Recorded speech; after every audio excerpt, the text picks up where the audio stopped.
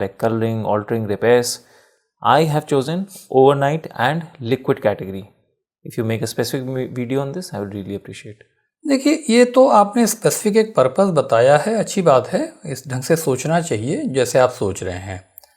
अब इसमें आप रिपेयर कराएं, पेंट कराएं या कोई और आपका खर्चा आ जाए, आप एक सिंपल सा फॉर्मूला मान लें, आपको जो पैसा अगले 1 हफ्ते 15 दिन से लेके 6 महीने में चाहिए तो लिक्विड फंड ले जाइए। ओवरनाइट फंड की ज़रूरत नहीं है, उसे बहुत कम रिटर्न हो जाते हैं। तो 6 महीने तक का चाहिए तो आप ले जाइए लिक्विड फंड में। 6 महीने से ऊपर और आप समझिए कि 1 और 1.5 साल तक चाहिए तो बल्कि 6 महीने से ऊपर और 12 महीने तक चाहिए तो अल्ट्रा शॉर्ट चले जाइए। और फिर उसके ऊपर 1 साल 1.5 साल तक के में चाहिए तो आप शॉर्ट टर्म फंड जा सकते हैं। ये कैटेगरी हो गई,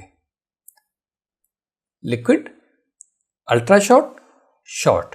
हाँ, एक प्रिकॉशन, इसमें जाकर के जरा उनकी पेपर एनालिसिस जरूर चेक कर लीजिए कि एज फार एज पॉसिबल 90-95% से ऊपर AAA रेटेड और गवर्नमेंट सिक्योरिटीज मिला के होनी चाहिए।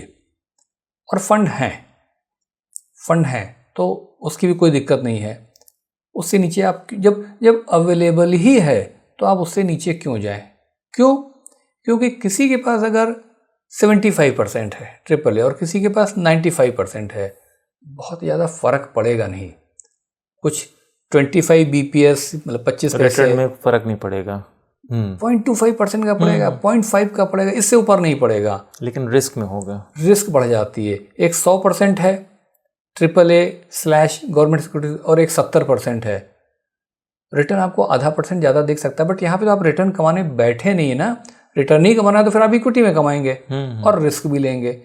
ये मेरा इस पर जवाब है। तो मुझे लगता है अलग से वीडियो की ज़रूरत नहीं है, मैंने आपको इसी में ही जवाब दे दिया